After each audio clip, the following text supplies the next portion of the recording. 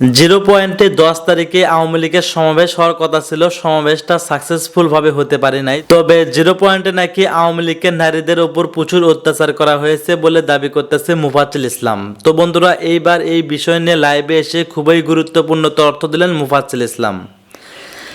বুঝতেই পারছেন আজকের ভিডিওটা কতটা গুরুত্বপূর্ণ একটি ভিডিও। দয়া করে আজকের ভিডিওটি কেউ স্কিপ করবেন না।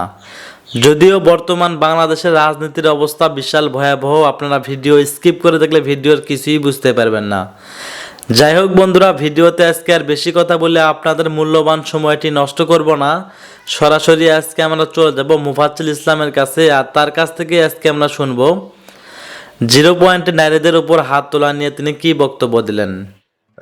নূর হোসেন দিবস, জিরো পয়েন্টে যে আন্দোলন করার চেষ্টা করলো আওয়ামী লীগ, তা এবং আমার সাথে বিশেষ অতিথি আছেন রোকেয়া প্রাচী।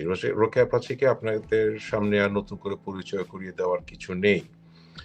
উনি একজন আওয়ামী লীগের নেত্রী কর্মী এবং উনি একজন অভিনয় শিল্পী। আপনারা সবাই তাকে চেনেন। রোকেয়া প্রাচী, আপনাকে স্বাগতম আজকে অনুষ্ঠানে। জি, ধন্যবাদ। আওয়ামী লীগ নূর হোসেন দিবস পালন করার চেষ্টা করলো। আমি চেষ্টা করলো বলবো এই জন্যই, আমরা দেখলাম যে সেখানে আওয়ামী লীগের নেতা কর্মী যারা যাওয়ার চেষ্টা করেছে তাদের উপরে বিভিন্ন রকমের আক্রমণ এসছে। এই বিষয়টিকে আপনি কিভাবে দেখছেন? এখানে আমরা নূর হোসেন দিবস পালন করব ঘোষণা দেওয়ার পর আমাদের প্রিপারেশন চললো এবং আমরা ঠিক আগের দিন আমরা দেখলাম যে পাল্টাপাল্টি কর্মসূচি দেয়া হলো। পাল্টাপাল্টি কর্মসূচি দেয়া হলো, আমরা সেটাকেও মেনে নিলাম। আমরা আমাদের প্রস্তুতি নিলাম। আমরা আমাদের ঢাকার বাইরে থেকে সকল কর্মীরা এসছে ঢাকায়। আমরা যথারীতি নূর হোসেন চত্বরে যাওয়ার জন্য যে পরিকল্পনা অনুযায়ী যাদের যেভাবে পৌঁছানোর আমরা পৌঁছানোর চেষ্টা করেছি, অনেকে পৌঁছেছে।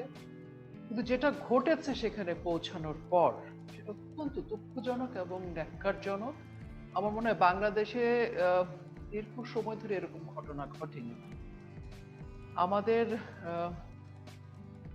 প্রথমে মুক্তিযোদ্ধার কথাই বলি। একজন মুক্তিযোদ্ধা, বয়স্ক মানুষ, তাকে যেভাবে মারধর করা হয়েছে সেটা আসলে ভাষায় বর্ণনা করা সম্ভব না। বয়স্ক একজন মানুষ, এরকম কিছু বয়স্ক মুক্তিযোদ্ধাকে দেখলাম ভীষণ ভীষণ ভীষণ ভাবে মারা হয়েছে এবং মেরে ধাক্কাতে ধাক্কাতে তাদেরকে সরিয়ে দেওয়া হয়েছে। তারপরে আমাদের যুব মহিলা লীগের কিছু নারী নেত্রী সেখানে ছিলেন, তাদেরকে দোকানের ভিতরে এবং আশেপাশে ছিলেন তারা, যেটা আসলে আমরা আগে গিয়ে পৌঁছেছিলাম বিভিন্ন জায়গায়। ওনাদেরকে সেখান থেকে টেনে হিঁচড়ে বার করে বেধড়ক পিটানো হয়েছে। এক একজন নারীকে 50 জন, 60 জন, 100 জন পুরুষ কর্মী এবং তার সাথে কিছু নারীও আমরা দেখেছি, এবং ন্যাক্কারজনকভাবে রাস্তায় ফেলে কাপড় ছিঁড়ে রক্তাক্ত করা হয়েছে। এবং এই নির্যাতনটা আমার মনে হয় যে আমরা দীর্ঘ সময় রাস্তায় দেখিনি। আমাদের এটা ভাষায় প্রকাশ করার মতো না। এবং এর মধ্যে 7 জনকে যেভাবে মারধর করা হয়েছে, তার মধ্যে 4-5 জনের অবস্থা বেশ খারাপ। মারধর করবার পর যারা মারধর করেছে তাদের কিন্তু কিছু হয়নি। এই নারীদেরকে মারধর করে, অশালীন অবস্থা তৈরি করে, কাপড় চোপড় ছিঁড়ে, ন্যাক্কারজনক পরিস্থিতির পর পুলিশের গাড়িতে করে থানায় নিয়ে যাওয়া হয়েছে অ্যারেস্ট করে। অ্যারেস্টের কারণ কি দেখানো হয়েছে সেই বিষয়ে কি আপনি কিছু জানেন? কারণ যেটা তখন বলছিল যে কেন আসছিস তোরা এখানে, কিসের নূর হোসেন দিবস, ফ্যাসিস্ট গভর্নমেন্ট। কিন্তু এটা কি গ্রেফতারের কারণ? এটা তো গ্রেফতারের কারণ নয়। না, আমি বলছি যে এগুলো তাদের ভাষা ছিল, যে কেন তোরা আসছিস, তোরা নিষিদ্ধ, তোরা এখানে কোনো সমাবেশ করতে পারবি না। এর চেয়েও নোংরা ভাষায় বলছিল। আমি ভাষাগুলো সভ্যতার স্বার্থে আমি বলছি না। এবং এই নারীদেরকে তুলে নেওয়া হলো, তাদেরকে অ্যারেস্ট দেখানো হলো। আমার যে যত কথাটা আমি বলতে চাই সেটি হচ্ছে, এটা তো শুরু হয়েছে 5 তারিখ। ধরেন জিরো পয়েন্টে আমরা গেছি, আপনি যেটা বলছিলেন যে করতে পারলাম না আমরা, এবং তারপর আমরা 3টা পর্যন্ত অপেক্ষা করেছি যে আমরা সমাবেশ করব, আমাদের মিছিল আসবে। কিন্তু আমরা দেখলাম আমাদের জায়গায় জায়গায় আমাদের নেতাকর্মীদেরকে যেভাবে মারধর করা হয়েছে, যেভাবে অ্যারেস্ট করা হয়েছে, যেভাবে পিটানো হয়েছে, এবং আমার চোখের সামনে আমি নিজে উইটনেস, আমি জিপিওর পিছনে ছিলাম, একটা ছেলেকে প্রায় 100-150 লোক মিলে যেভাবে মব কিলিং, যেভাবে তাকে মেরে ফেলে রাখা হলো, এবং আমরা তার মধ্যে জেনে গেলাম যে এখানে লাশের রাজনীতি করছে তারা, এবং সেই ধরনের সোশ্যাল মিডিয়াতে তাদের সেই ধরনের আর তারা লিখেছে যে রামদায় শামদে, লিক পিটা লিক কোপা। এবং আমরা দেখেছি যে তাদের যে আয়োজন, তারা যে চেষ্টা করছিল 32টা সংগঠন মিলে, সেখানে তারা কিন্তু অনেক মানুষ এসেছে তা কিন্তু না, কিন্তু তাদের যে মানে সেখানে যে ঘৃণ্য প্রচেষ্টাটি ছিল সেটি হচ্ছে জুলাই আন্দোলনে তারা যে মেটিকুলাসলি যে ডিজাইন করে যে লাশের রাজনীতি করেছিল, তারা আবারও চেষ্টা করেছিল বাংলাদেশ আওয়ামী লীগকে 10ই নভেম্বরের এই বিক্ষোভ সমাবেশ নূর হোসেন চত্বরে আমাদেরকে আরেকটি লাশের রাজনীতির ফাঁদে ফেলতে চেয়েছিল তারা। আমরা ওখানে মিছিল করতে যাব এবং তারপর তারা লাশের রাজনীতি করবে, এবং সেই দায়ভারটা বাংলাদেশ আওয়ামী লীগের ঘাড়ে পড়বে, আমাদের নেতাকর্মীদের ঘাড়ে পড়বে, আমাদের নেতার ঘাড়ে পড়বে, আমাদের মাননীয় প্রধানমন্ত্রী শেখ হাসিনার নির্দেশে যেহেতু আমরা এই সমাবেশটি ডেকেছি, কাজে উনার ঘাড়ে পড়বে।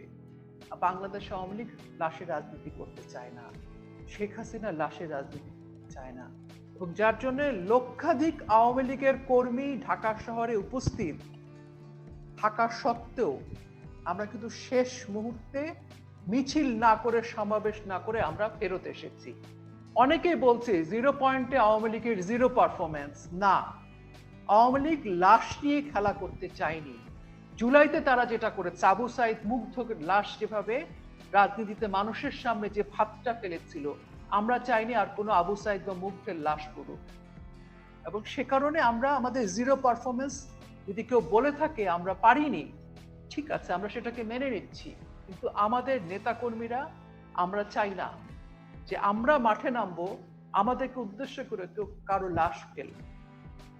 তবে হ্যাঁ, আমাদের নেতাকর্মীরা কালকে যে পরিমাণ মারধরের শিকার হয়েছে, যে পরিমাণ অ্যারেস্ট হয়েছে, এবং আপনি নিশ্চয়ই জানেন 191টি প্লাটুন বিজিবি সারা বাংলাদেশে মোতায়েন করা হয়েছে, এবং যে পরিমাণ সাজোয়া যান, পুলিশ এবং সবাই যেভাবে, এবং 32টি সংগঠন যেরকম প্রস্তুতি নিয়ে রাস্তায় নেমেছিল, আমাদের মনে হয়েছে যে দেশের মানুষের স্বার্থে এবং শেখ হাসিনা বঙ্গবন্ধু কন্যা চাননি গণতন্ত্র পুনরুদ্ধার করতে গিয়ে, বিক্ষোভ সমাবেশ করতে গিয়ে কোনো লাশের রাজনীতি হোক, কোনো লাশ পড়ুক, কোনো নেতা কর্মী মারা যাক, কিংবা নিরীহ কোনো মানুষ আবার এরকম আবু সাইদের মতো, মুগ্ধের মতো মানে তাদের মৃত্যুকে নিয়ে যেন আবার কোনো পলিটিক্স কেউ না করে, সেজন্য আমরা ফিরে আসতে বাধ্য হয়েছি। কিন্তু আপনি আপনি কিছুক্ষণ আগে বলেছেন যে আপনি সেখানে গিয়েছেন, আপনি তো একজন পরিচিত ব্যক্তিত্ব, আপনাকে আক্রমণ করেনি? কারণ আমি সেখানে বোরখা পরে, একদম মানে A to Z মাথা থেকে পা পর্যন্ত বোরখা পরে ঢেকে, এমন ভাবে আমি ওখানে ছিলাম রাস্তায় মানুষের সাথে, যেখানে মহিলারা জিপিওর পেছনে বসে থাকে, কাস্টমাররা, সেভাবে আমি বসেছিলাম।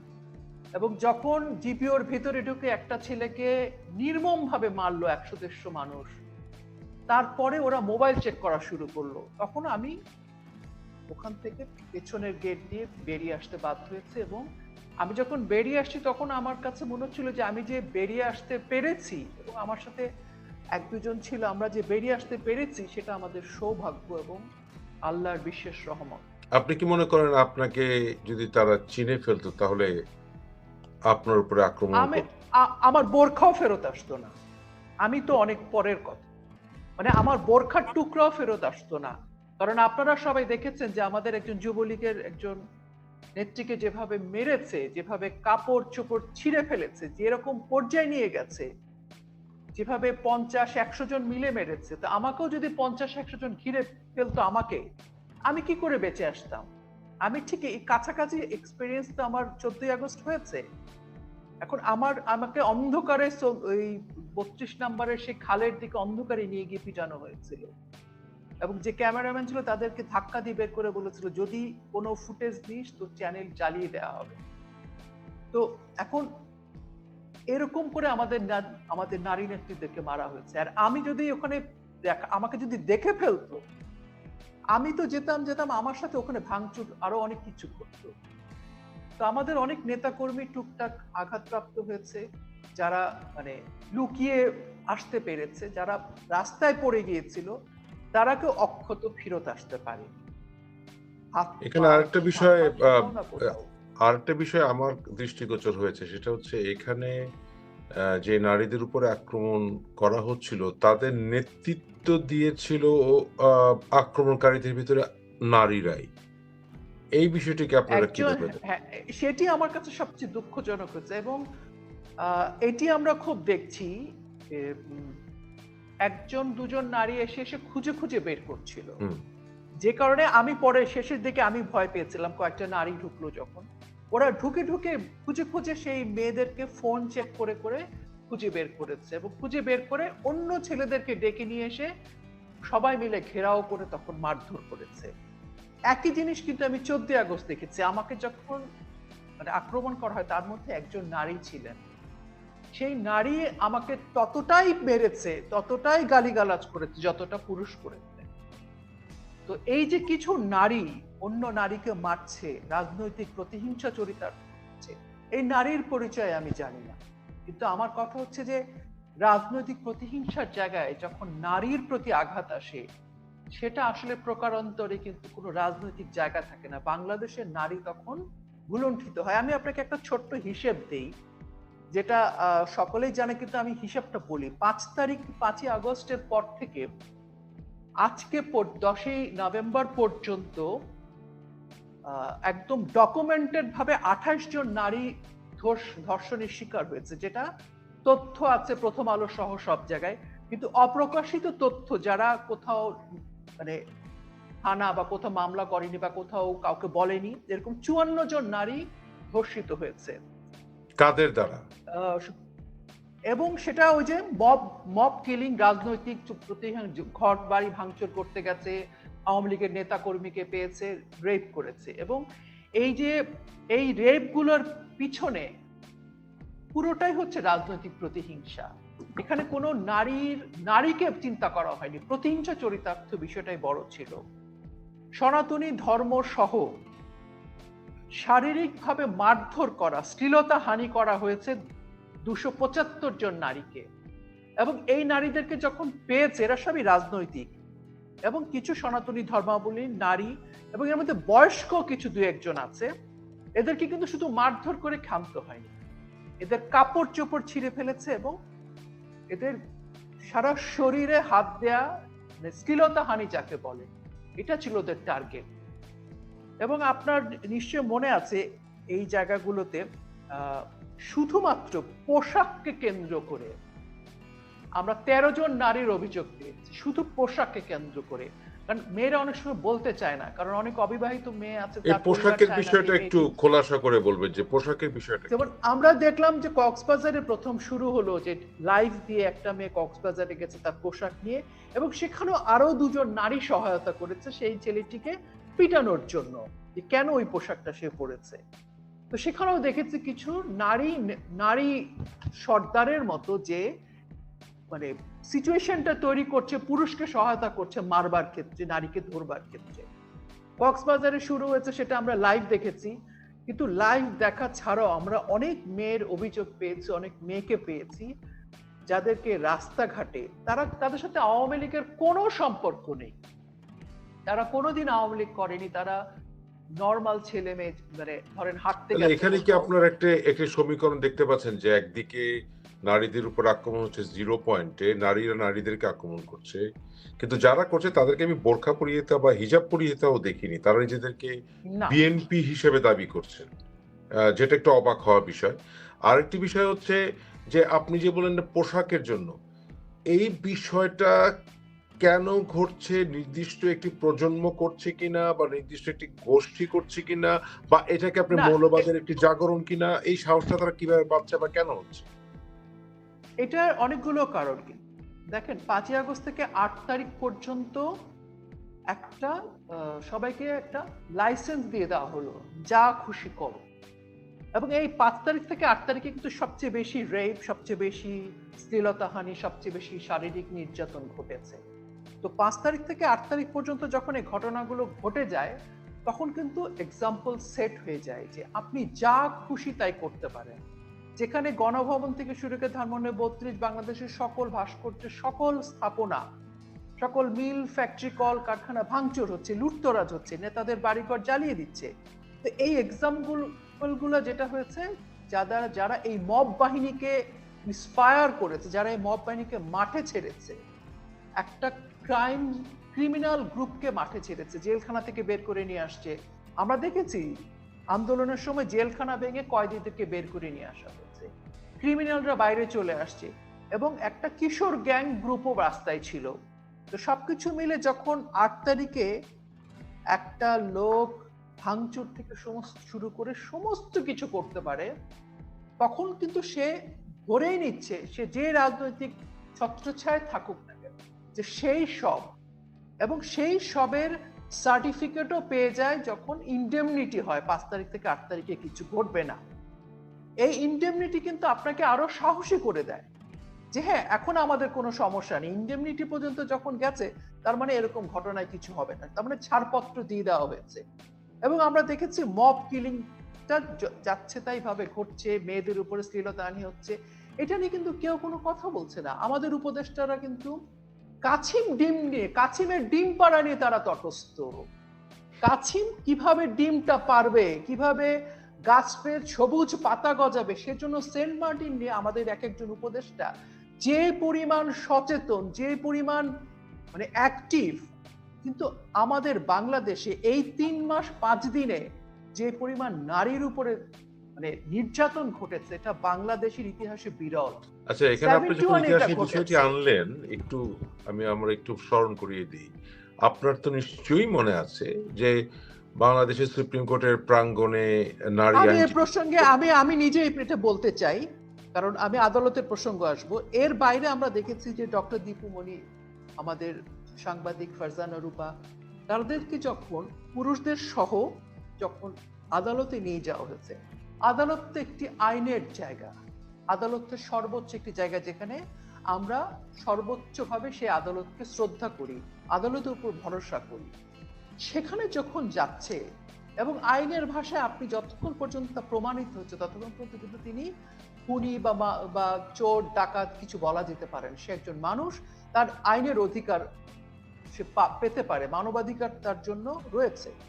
কিন্তু আমরা ওখানে দেখেছি কি পুরুষ কি নারী তোয়াক্কা করেনি। দীপুমণি আপাকে যেভাবে অসম্মান করা হয়েছে, গায়ে হাত তোলা হয়েছে, ফারজানা রূপাকে যেভাবে গায়ে হাত তোলা হয়েছে, এই সংস্কৃতিটা বাংলাদেশে ছিল না। আমরা কিন্তু বিএনপির একজন একজন নারী নেত্রী, একজন আইনজীবী, তাকে আমরা আদালত পাড়ায় হেনস্থা হতে দেখেছি, এবং আমি মনে করি যে সেই ঘটনাটি অত্যন্ত ন্যাক্কারজনক।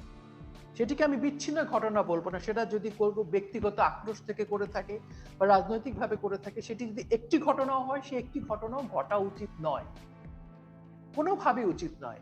কারণ যখন এরকম ঘটনা একের অধিক ঘটবে, তখন কিন্তু সেটি আমাদেরকে বিচলিত করে। তো এখন যেটি ঘটছে 3 মাস 5 দিনে, আমাদের সংখ্যার যে বিষয়টি, এটি কিন্তু আমাদেরকে ভীত করে। 1971 সালে আমরা দেখেছি রাজাকাররা আমাদের মেয়েদেরকে, মা বোনদেরকে পাকিস্তানিদের হাতে তুলে দিয়েছে, তাদের সম্ভ্রমহানি ঘটেছে, মৃত্যু ঘটেছে নির্মমভাবে। এবং এখন আমরা দেখছি সেটারই এক ধরনের, মনে করেন যে একটা ছোট একটা ভার্সন দেখছি, যে নারী এসে দোকান থেকে একটা যুবলীগের একটা মেয়েকে বলছে তুই আয়, ফোন দেখা, এবং গালাগালি করছে, এবং আরেকজনকে বলছে ওদেরকে খবর দে, এবং এটা লাইভে আছে। তার মানে কিছু মানুষকে খবর দিয়ে এসে এই মেয়েটাকে তুলে দিচ্ছে, মেয়েটাকে মারছে, এবং মানে আমি ভাষায় বলতে পারবো না, এগুলো সব আছে লাইভে। এখন ধরেন এই ঘটনাগুলোতে কি প্রমাণিত? আজকে জঙ্গিবাদ বলেন, জামাত বলেন, যেটাই বলেন, সবকিছুর ঊর্ধ্বে কি ভাই বাংলাদেশ। এই যে ছাত্রদের কথা আমাদের প্রধান উপদেষ্টা নোবেল বিজয়ী তিনি বলেন যে ছাত্রদের জীবন আলোকিত করতে হবে, ছাত্রদেরকে মানুষ করতে হবে, ছাত্রদের জীবন স্বর্ণের অক্ষরে লিখতে হবে, ছাত্রদের অর্জন। তাহলে এই মেয়েরা কি ছাত্রদের মা, বোন, ভাই, খালা, ফুপু কেউ না? ছাত্ররা কি মা বোন বিবর্জিত? ছাত্রদের কি বোন নাই, মা নাই, ভাবি নাই, খালা নাই? তাহলে কারো কি কোনো মা বোনের হিসাব নেই? এখানে তার মানে একটু কি শুধু আমরা প্রসঙ্গটা আরেকটু অন্যদিকে নেই। দেখুন, আপনারা নূর হোসেন চত্বরে ডেকেছেন। আমি বিশ্বাস করি, আমি নিজে মনে প্রাণে বহুদলীয় গণতন্ত্রে বিশ্বাস করি। আমি আপনার মতের সাথে দ্বিমত করলেও আপনার মত প্রকাশের অধিকারকে আমি সম্মান করি। কিন্তু এট দ্য সেম টাইম প্রশ্ন এসেই যায়, নূর হোসেনের প্রতি, নূর হোসেন যুবলীগের কর্মী ছিল। আমি 87 সেই আন্দোলনে 10ই নভেম্বর আমি সেখানে ছিলাম, সৌভাগ্যবান আমি। কিন্তু আমার কথা হচ্ছে যে আপনারা আওয়ামী লীগ কি যথেষ্ট নূর হোসেনকে সম্মান দেখিয়েছিলেন? ১ নম্বর প্রশ্ন। দ্বিতীয়ত প্রশ্ন হচ্ছে, আমরা কিন্তু দেখেছি এরশাদকে সাথে নিয়ে আপনারা আন্দোলন করেছেন। যেই এরশাদ কিন্তু এই নূর হোসেনের হত্যার জন্য দুঃখ প্রকাশ করলেও আমরা জানি এরশাদের শাসনামলেই ছাত্ররা জীবন দিয়েছিল। আরো ২ জন ছিল সেদিন, টিটু সহ। এই বিষয়টাকে আপনি কিভাবে দেখেন? আহ এই বিষয়টিকে আমার কাছে মনে হয় যে যদি শুধু এই ইমোশনের জায়গা থেকে আপনি দেখেন, যদি আমরা শুধু এই জায়গা থেকে ব্যাখ্যা করি, তাহলে অবশ্যই এটা প্রশ্ন তো আসেই। কিন্তু আবার রাজনৈতিক যে বিষয়টি থাকে, রাজনৈতিকভাবে কিন্তু কখনো কখনো রাষ্ট্রের প্রয়োজনে জোটবদ্ধ হওয়ার প্রয়োজন হয়। জোটবদ্ধ হওয়া মানে কিন্তু তার আদর্শকে ধারণ করা নয়। তো সেই জায়গায় থেকে কিন্তু জামাতের সাথেও তো বিএনপি তাহলে একই কথা বলবে। বিএনপি বলবে জামাতের সাথে আমরা রাজনৈতিক স্বার্থে করেছি, আমরা জামাতের সাথে করা সেটা তো অর্থ আদর্শকে ধারণ। বিএনপি করছে। এখন তো 32টা সংগঠন মিলে কালকে নূর হোসেনের চত্বর এসেছিল। হুম। এবং আজকে যে এখন যে সরকার আমরা দেখতে পাচ্ছি, সেটা তো জামাতের সরকার, সম্পূর্ণ জামাত শিবির জঙ্গি, মানে এরকম তাদের হলো নিয়ন্ত্রিত কেন? সরকার। দেশের অবস্থাটা, রোকেয়া প্রাচীর দেশের অবস্থাটা এরকম হলো কেন? বিশেষ করে যাদেরকে নিয়ে খুব গর্ব করা হয়, জেন জি, মানে আমাদের সন্তান প্রজন্ম। এখন কথা হচ্ছে, ওদের ভেতরে এরকম ধারণা হচ্ছে কেন যে তারা স্বাধীনতা বিরোধী মনে হচ্ছে অনেক ক্ষেত্রে, তাদেরকে বঙ্গবন্ধুর প্রতি ন্যূনতম শ্রদ্ধাবোধ তাদের ভেতরে নেই, তাদের ভিতরে মৌলবাদিতা বৃদ্ধি পাচ্ছে, তারা পরম সহিষ্ণুতা তাদের ভিতরে একেবারেই নেই। এগুলো কেন হচ্ছে, কি মনে করেন আপনি? এগুলো আমার কাছে মানে একটা বিশেষ কারণ তো বলা যাবে না, আমার কাছে অনেকগুলো কারণ মনে হয়। আমার কাছে বেশ মনে হয় যে ঘুরে ফিরে কিন্তু সেই সবচেয়ে বড় যে বিষয়টি হচ্ছে যে 1971 সাল স্বীকার করতে, 1971 সালে কিন্তু একটা পরাজিত শক্তি রয়ে গেছে, যারা বাংলাদেশ চায়নি, যারা 1952 সাল থেকে আমাদের আদর্শের বিরুদ্ধে ছিল। এবং সেই সেই দলটা, সেই শক্তিটা কিন্তু রয়েই গেছে। 1971 সালে তারা বাংলাদেশ চায়নি, তারা বাংলাদেশের বিপক্ষে কাজ করেছে। এবং 1975 সালেও তাদেরকে আমরা দেখেছি যে তারা মাথাচাড়া দিয়ে উঠেছিল। এবং সেই 1975-এর পরবর্তী সময়ে আমরা কিন্তু দেখেছিলাম দীর্ঘ সময় কিন্তু ইতিহাস বিবর্জিত একটা প্রজন্ম বেড়ে উঠেছিল। আমরা গণজাগরণে যখন যুদ্ধাপরাধীর বিচারে আবার একটা প্রজন্মকে রাস্তায় পেয়েছি যুদ্ধাপরাধীদের বিরুদ্ধে, তখন কিন্তু আমাদের জন্য মনে হচ্ছিল যে ঠিক আছে, আমরা একটা প্রজন্মকে আবার পেয়েছি যারা ইতিহাসকে সংরক্ষণ করতে চায়, স্বাধীনতার বিরোধীদের দেশ থেকে উৎখাত করতে চায়। কিন্তু তার পরবর্তী সময় আমরা কিন্তু এবার এসে যে থমকে গেলাম, সেটি হচ্ছে বাংলাদেশ আওয়ামী লীগকে এক ধরনের মানে প্রতিদ্বন্দ্বী কিংবা এক ধরনের ঘৃণা বিদ্বেষের জায়গায় থেকে দেখে মনে হচ্ছে রাষ্ট্রের বিরুদ্ধে যাচ্ছে। এখন আওয়ামী লীগ মানেই তো সবকিছু না। আপনি যদি আপনার রাষ্ট্রকে ভালোবাসেন, এরা কিন্তু যে এমন যদি হতো, ধরেন বাংলাদেশ আওয়ামী লীগকে মাইনাস করে ফেলে, 5 তারিখে বাংলাদেশ আওয়ামী লীগকে তারা মাইনাস করে ফেলে, কিন্তু করে তারা বাংলাদেশকে কি প্লাস করতে পেরেছে? আপনি কি মনে করেন তাহলে কার্যত আওয়ামী লীগ এখন ব্যান্ড অবস্থায় আছে? না। আমি তো সেটাই বলছি, যদি বা শুধু বাংলাদেশ আওয়ামী লীগই তাদের একমাত্র লক্ষ্য উদ্দেশ্য থাকতো ঘৃণার কিংবা থামিয়ে দেয়ার, তাহলে তো 5 তারিখে হতো। কিন্তু 5 তারিখ থেকে আজকে পর্যন্ত তারা যা করছে সেটা কিন্তু শুধু বাংলাদেশ আওয়ামী লীগের বিরুদ্ধে করছে না, তারা করছে বাংলাদেশের বিরুদ্ধে। এখন বাংলাদেশ আওয়ামী লীগের জন্ম তো বাংলাদেশেরও আগে। তো বাংলাদেশ আওয়ামী লীগকে নিষিদ্ধ করা, বাংলাদেশ আওয়ামী লীগকে প্রতিহত করা, রাজনৈতিক নেতাদেরকে মারধর করা, প্রতিহিংসা পরায়ণ হয়ে জিঘাংসার মধ্যে দিয়ে দিয়ে রাজনৈতিকভাবে মামলা দেয়া, হামলা করা, সেটি সেটি শুধু ধরেন সেটিকে আমি যুক্তির খাতিরে, তর্কের খাতিরে একটা সাইডে রাখলাম। তারপর তার সেখানে কিন্তু তারা কি বাংলাদেশটাকে ভালোবাসছে? আওয়ামী লীগকে নিশ্চিহ্ন করতে চাচ্ছে, আওয়ামী লীগ খুব খারাপ, আওয়ামী লীগ খুব খারাপ, খুব খারাপ। কিন্তু বাংলাদেশ কি? কিন্তু আপনার বাংলাদেশে কি কি মনে কোনো হয় না আছে? আওয়ামী লীগের আত্মসমালোচনা করার না, আমি প্রয়োজন? আমি আপনাকে বলছি যে আমি তো সাইডে রাখলাম বাংলাদেশ আওয়ামী লীগ, কিন্তু আমি বলছি তাহলে বাংলাদেশ কি? 1971 সাল কি? ভাষা আন্দোলন কি? আপনার বাংলাদেশের সার্বভৌমত্ব কি? আপনার মুক্তিযুদ্ধ, আপনার বঙ্গবন্ধু, আপনার ইতিহাস, আপনার সংবিধান। আপনি সংবিধান দেখে শপথ নিলেন, উপদেষ্টা হলেন, হয়ে আপনি সংবিধানের ধারার বঙ্গবন্ধুর ছবিটি আপনি নামিয়ে ফেলেন এবং সেটি আপনি সোশ্যাল মিডিয়ায় অত্যন্ত জোর গলায় লিখছেন। হুম। তাহলে আপনি কি আওয়ামী লীগকে আসলে আওয়ামী লীগের বিরোধিতা করছেন, না আসলে বাংলাদেশের বিরোধিতা করছেন? আসল কথা হচ্ছে এটা আওয়ামী লীগের বিরোধিতা নয় শুধু। আওয়ামী লীগ যেহেতু মুক্তিযুদ্ধের ইতিহাস এবং বাংলাদেশকে ধারণ করে, স্বাধীনতাকে ধারণ করে, স্বাধীনতার পক্ষের রাজনৈতিক শক্তি, এজন্য প্রধানতম ঠিক বাধা আছে, হচ্ছে এখানে বাংলাদেশ এখানে আওয়ামী লীগ। একটি বিষয় এসে যায়। যেমন ধরুন, আমি ব্যক্তিগতভাবে জয় বাংলা কোনো দলের স্লোগান আমি মনে করি না। আমি ব্যক্তিগতভাবে তা মনে করি না। আমি মনে করি আমাদের স্বাধীনতার ইতিহাস পড়তে হলে, জানতে হলে ৭ই মার্চ তো আর বাদ দেওয়া যাবে না, কোনোভাবেই না। তো ৭ই মার্চের ভাষণের শেষে কিন্তু জয় বাংলা ধ্বনি এসছে। আমরা অসংখ্য পত্র, পত্রিকা, প্রচারে, ভিডিওতে যারা সাক্ষী আছেন, যারা যুদ্ধ করেছেন, সবার মুখে জয় বাংলা ধ্বনি শুনেছি। কিন্তু আমরা কিন্তু দেখেছি যে গণতান্ত্রিক অধিকার, আপনি আমার সাথে দ্বিমত করতে পারেন, গণতান্ত্রিক অধিকার আমরা বিরোধী দলের ভিতরে খুব একটা পাইনি, এবং এই কারণে অপশক্তির রাইজ মনে হয়েছে আমার কাছে, উত্থান। এবং জয় বাংলা ধ্বনিটা যেন আওয়ামী লীগের একার হয়ে গেছে আলটিমেটলি, যেভাবেই হোক। বিএনপি হয়ে গেছে জিন্দাবাদ, জয় বাংলা হয়ে গেছে আওয়ামী লীগ। কিন্তু নতুন প্রজন্ম বুঝতে পারে না যে জয় বাংলাটা সারা বাংলাদেশের একটি স্লোগান, স্বাধীনতার স্লোগান। এইখানে কি আপনার মনে করেন না যে আওয়ামী লীগের বিফলতা আছে, যে আওয়ামী লীগ অন্য দলের ভেতরে স্বাধীনতার চেতনাটা জাগরণের জন্য যে এঙ্গেজমেন্ট দরকার ছিল তাদের সাথে, একসাথে অন্তত স্বাধীনতার ক্ষেত্রে, তাদেরকে সাইডলাইন না করে দিয়ে যে ওরা বিএনপি, ওরা অন্য ব্রিড, ডিফারেন্ট স্বাধীনতা বিরোধী ব্রিড, এইভাবে যদি না দেখে তাদেরকে যদি সামহাও অনুপ্রাণিত করা যেত, তাহলে কি ব্যাপারটা বেটার হতো না বলে মনে করেন আপনি? আমি অনেকাংশে আপনার সাথে একমত। যেমন ধরেন, রাজনৈতিক দ্বিমত থাকতে পারে, হুম। দেশের স্বার্থে, দেশের বিষয়ে কিছু কিছু প্রসঙ্গে কিন্তু এক কাতারে দাঁড়ানোটাই হচ্ছে আসলে দেশপ্রেম, এবং মানে সেটাই হওয়া উচিত ছিল। সেটি আমাদের দেশে হয়নি। আমরা সেটার কেন, ফলাফল রোকেয়া হলো প্রাচী, আমরা কেন আম, অন্য শক্তির উপরে আমাদের মুক্তির কথা ভাববো?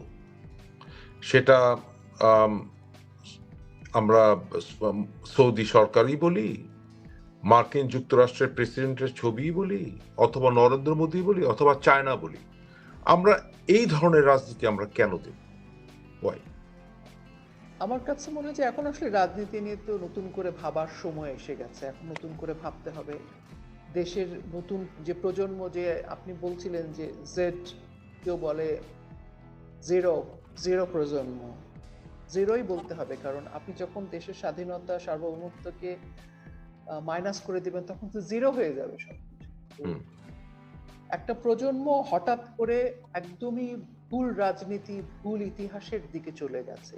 তো সেই দায়ভার তো আসলে দেশের মুরব্বীদের, অবশ্যই সেই দায়ভার তো অস্বীকার করার কোনো উপায় নেই। যারা বড়রা, তারা আসলে সেই প্রজন্মকে কেন গাইড করতে পারেনি।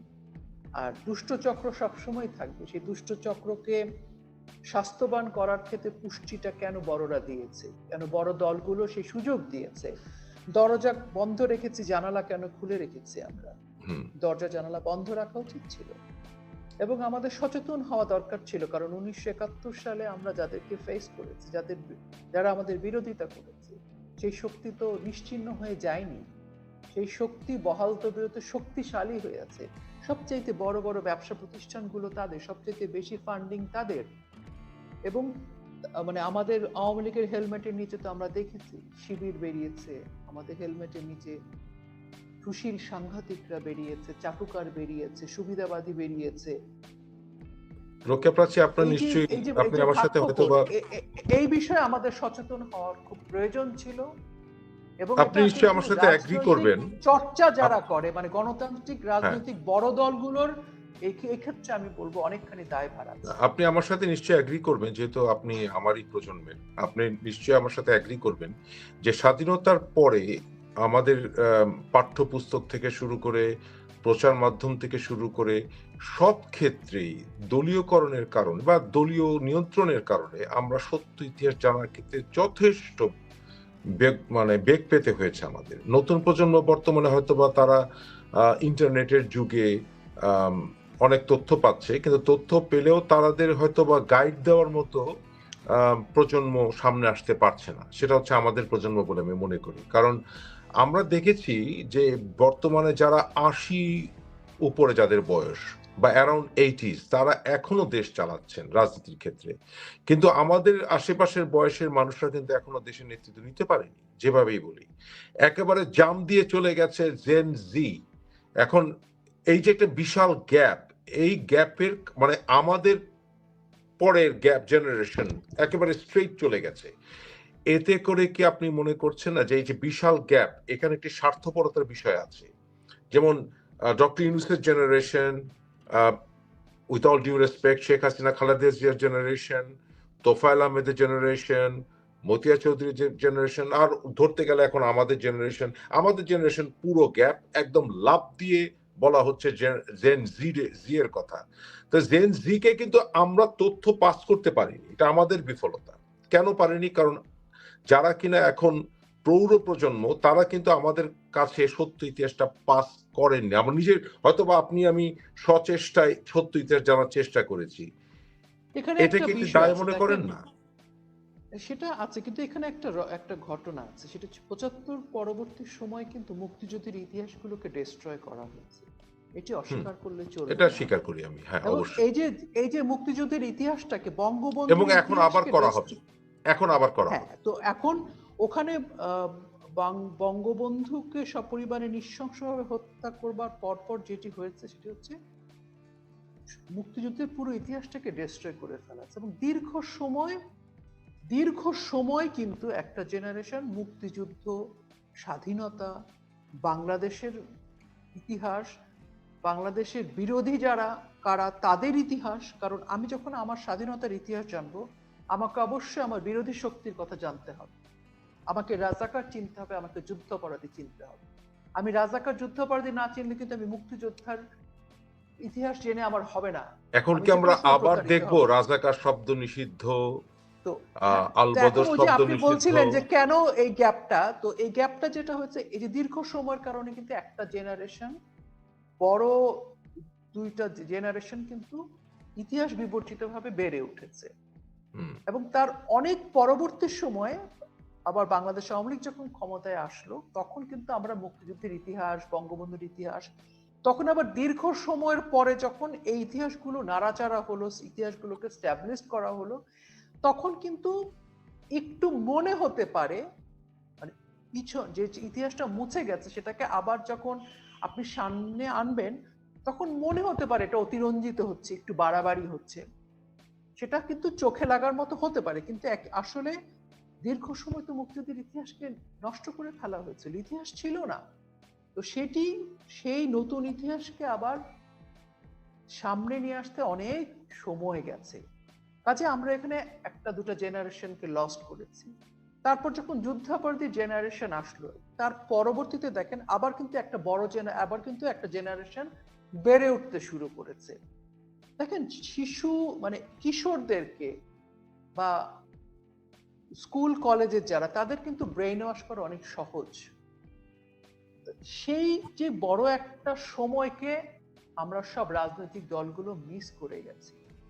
এই যে মাঝখানে যে শিশু কিশোর তরুণদের একটা প্রজন্ম বেড়ে উঠছিল, এদেরকে, যাদেরকে আজকে আমরা জেনারেশন জেড বলা হচ্ছে, আমি জিরো বলতে চাই, জিরো বলার জন্য হয়তো আমাকেই জিরো করে দিতে পারে, যাই হোক, এখন তো অধ্যাদেশ জারি হয়েছে। তো কি হয়েছে, তো সেখানে এদেরকে কিন্তু বিভিন্নভাবে কিন্তু মোটিভেট করা হয়েছে। বড় রাজনৈতিক দলগুলো যাদেরকে নিয়ে খুব বেশি সময় দেয়নি, ওরা কিন্তু এই জেনারেশনকে অনেক বেশি সময় দিয়েছে। মিথ্যা ইতিহাস, বিকৃত ইতিহাস, ভুল তথ্য, 26 লক্ষ ইন্ডিয়ানরা চাকরি করে, আয়নাঘর আছে, অমুক তমুক, ব্লা ব্লা ব্লা ব্লা, সকল কিছু এমন ভাবে ব্র্যান্ডিং করা হয়েছে। আওয়ামী লীগকে নেগেটিভ ব্র্যান্ডিং, রাজনৈতিক দলগুলোর সম্পর্কে নেগেটিভ ব্র্যান্ডিং, -2 ফর্মুলা, অনেক কিছু। এবং এই সব কিছুর কারণে এই এক একটা শিশু সুলভ কোমলমতি শিক্ষার্থীরা কিন্তু এক ধরনের অন্যরকম আবেগের মধ্যে চলে গেল, যে আবেগটা বিবেকের কাছে আসতে সময় লাগছে। এখন কিন্তু আপনি আর সেই ছাত্রদেরকে সাধারণ আপনার শিক্ষার্থী কি যারা মনে হয় যে দুটো দলের আবেগে ভেতরে এসেছিল, তারা কিন্তু এখন আর ওই আবেগতাড়িত হয়ে আসবে না। তাদের প্যারেন্টসরা যারা বাচ্চাদেরকে ছেড়ে দিয়েছিল আবেগে, আজকে কিন্তু বিবেককে প্রশ্ন করে তারা কিন্তু আর ওই জায়গাটায় আসবে না। কিন্তু সবার আবেগের আস্ফালন দেখলাম তো আমরা নূর হোসেনের এই দিবসে। আমরা আমরা দেখছি, হ্যাঁ। কিন্তু নূর দেখেন হোসেন ওখানে দিবসে কিন্তু তো আমরা আগের মতো হাজার হাজার আসেনি, খুব বেশি হলে 2000 হবে ওদের, বা 1800। তাদের চেয়ে আমরা অনেক বেশি ছিলাম, আমরা লক্ষাধিক ছিলাম। কিন্তু আমরা আবার সেই আবু সাইদ বা মুগ্ধর ফাঁদে পড়তে চাই।